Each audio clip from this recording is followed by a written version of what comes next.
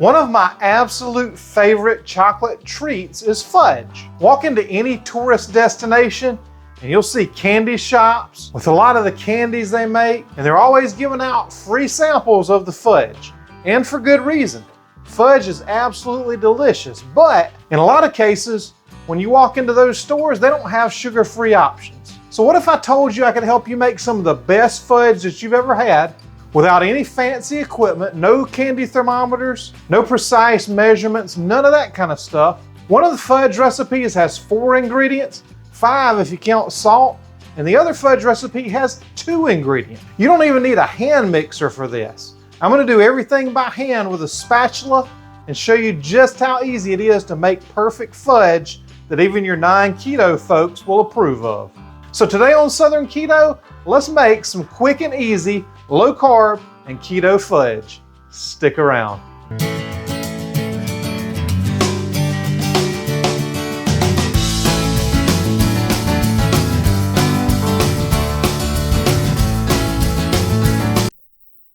Now I can't stress to you enough how easy this recipe is.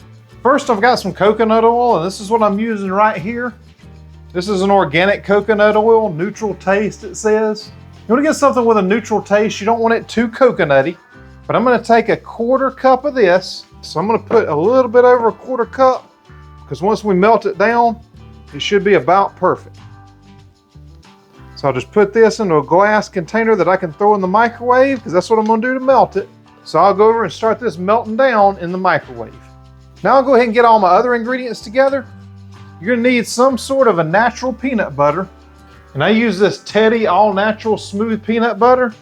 As you can see, the only ingredients here are dry roasted peanuts and salt. So that's exactly what you want. You don't want anything with a bunch of seed oils or anything like that in it. So I'm just going to get 1/2 cup of that and throw it in Old Yeller. So just get it all in there. And don't forget the spoon. Now you got to taste this and make sure it's good, because you don't want to give anybody any bad peanut butter. Oh yeah, it's going to do just fine. Then I'm going to go in with 3/4 of a cup of my powdered sweetener. I'll put a link to this up top and down in the description in case you want to make your own, or just use your favorite powdered keto sweetener. I'm going in with a teaspoon of vanilla extract, and I'm going in with a nice solid pinch of salt. And that salt just helps bring out the flavors of the sweetener, and it's going to make it absolutely delicious. So this coconut oil is melted down. I'm just going to pour it right in there with the rest. Make sure you get all of it out. Just make sure you get everything well combined. That's all you got to do. I don't give away all my secrets of how I make this stuff. You know, everybody will be wanting to do it. I'm just kidding. Share this with whoever you think it might help. If you know somebody's got a killer sweet tooth, and that's the only reason they won't start doing keto or low carb, make sure you share this recipe with them. It might just change their mind about what's going on. So after you get that nice and well combined like that, I've got like an 8x6 parchment paper lined glass dish. I don't even know the size, but I sprayed it down with some olive oil. And I hope you know, if you've been watching me for any length of time, the best container to use is the one that you got. So if you want it thin, use a little bit bigger container. If you want to be thicker, use a little bit smaller. You know how you like your fudge. And like all my recipes, these are easy to double and triple if you want to. If you want to make some real thick fudge, then double this recipe. It ain't no problem. You know, we're not building intergalactic rocket ships here. We're making a little easy fudge. And you don't even have to use the parchment paper if you don't want to. Just spray down your glass container real good, and there you go. I'm just going to try to make it a little bit pretty on top, but not too pretty. Just bang this down a couple times. There you have it. And that's what it should look like right there. You can make it a little prettier on top if you want to. So I'm gonna throw this in the fridge for just a couple hours, wait for it to firm up, and I'll show you what it looks like when it's done. And now, while this is chilling, we'll move on to the other fudge. If you like sweet treats like this, make sure you give me a thumbs up on this video so I'll know to make more of these in the future. And while you're at it, hit that subscribe button down there too, so you don't miss another one of my sweet treat videos. Now y'all are not gonna believe how easy this is. The first thing, you're gonna need a bag of semi-sweet chocolate chips. Now these are the 9 ounce, there's no sugar added to these. Just find the best ones that you can find. And there's the ingredients for this one if you just wanna pause it and take a look. But it's about one of the cleanest ones out there that you can use. So I'll just take this entire bag and dump it right into this glass bowl. Now y'all are gonna kick yourselves after you see this at how easy this thing is and wish you'd been making this for a long time.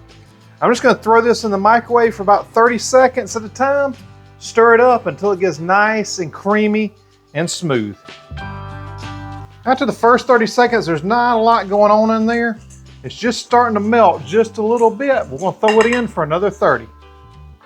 Now what you wanna do with chocolate, especially when you're melting it like this and not using a double boiler, be very, very careful that you don't burn this chocolate because there's no coming back if you burn it. You gotta toss the whole bag and start over. So I'm gonna go in for another 30 seconds. So now this is getting pretty nice and melty.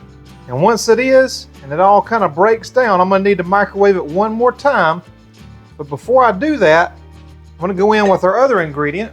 This is something I don't use regularly. If you want something quick and easy like this fudge, this stuff is awesome. It's the keto-friendly Duncan Hines frosting. And as you can see, it doesn't have the best ingredients, but there's definitely a whole lot worse out there. So you can pause this video if you want to check out the ingredients. I'm gonna take the top off, and if you have a problem getting all the aluminum foil off, definitely don't put it in the microwave, but if you can do it okay, throw this in the microwave for 30 seconds, and we're gonna combine this and that.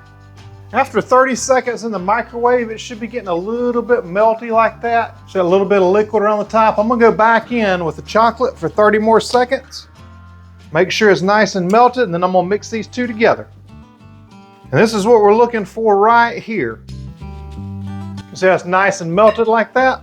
And this is like a 6x6 glass container that I've lined with parchment paper and sprayed with some olive oil. Gonna take this whole thing of icing, squeeze it right out into here. I mean, y'all, can you get any easier than this for real? And wait till you taste it. That's when you're gonna be like, holy cow, what have I been missing out on all along? So that little bit's for me. I'm gonna save that off to the side. I'm just gonna get in here and mix all this together. I'm telling you right now, this is the good stuff. Just get that as well incorporated as you possibly can. I'll show you what it looks like. You can leave some of the streaks in there if you want to look a little bit fancy or, you know, whatever you like. That's how I got mine looking. And now I'm just gonna pour it into this 6x6. We'll let it sit in the fridge for a couple hours and chill till we can't stand it anymore. Now I'll just pour all this goodness right into there. It's like a nice thick batter. And like I said with the other one, if you want to make it a little thicker or a little thinner, adjust your size container accordingly. Some people like big old squares of fudge. Some people like little skinny rectangles of fudge. So you do you. How about that? Now I'm just going to smooth it out a little bit. And we'll go in the fridge with this again for another couple hours till it sets up proper. I'll see you in a little bit.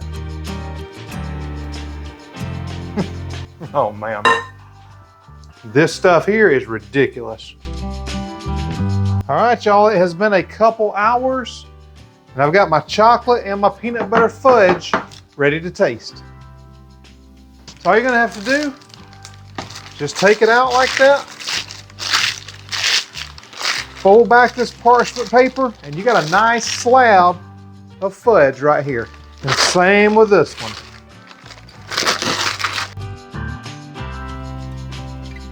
And you can see exactly how good these things look. I mean, look at that texture on these things. I'm gonna have to cut them open and show you what they look like. I mean, this is gonna be awesome right here.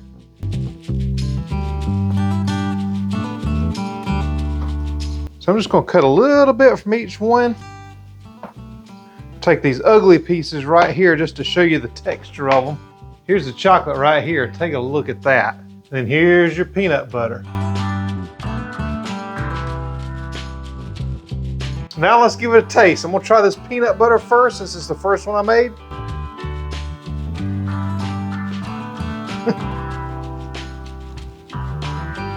Ridiculous. The hardest thing about this is trying to force yourself to not eat the whole thing. And then let's try this chocolate.